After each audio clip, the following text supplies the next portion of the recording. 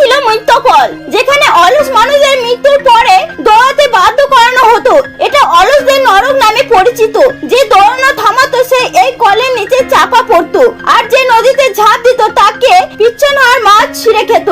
এবার একজন দমকল কর্মীর বিচার হচ্ছিল, যিনি একটি ছোট বিড়ালকে বাঁচাতে গিয়ে নিজেই জীবন হারিয়েছিলেন। নরকে ক্যানভাসে তার অতীত ভেসে উঠলো। যখনই কোনো বিপদ নেমে আসছে প্রথম সেখানে পৌঁছাতো সে। এমনকি মানুষের বাড়ি থেকে বলতার বাসা পর্যন্ত পরিষ্কার করে দিত। বলতা কামড় খেয়ে তার মুখ হাত ফুলে যেত।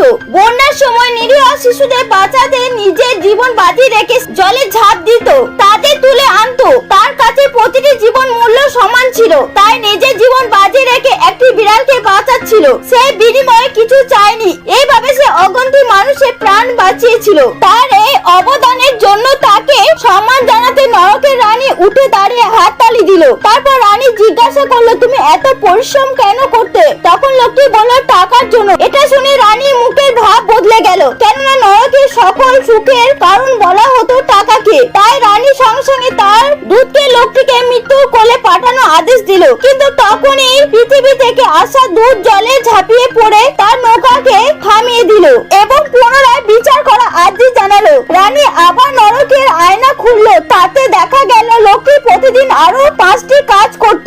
একটি রেস্টুরেন্টে ওয়েটার হিসেবে কাজ করত, বাজারে সবজি পৌঁছে দিত, বাথরুম ও স্নানঘর পরিষ্কার করত এবং রাত্রে ড্রাইভার হিসেবে কাজ করত। সে ঘুমানোর সময় পর্যন্ত পেত না, কারণ তার মা অসুস্থ ছিল এবং ভাই কলেজে পড়তো। তাই তাদের খরচের জন্য সে অত পরিশ্রম করে টাকা রোজগার করত।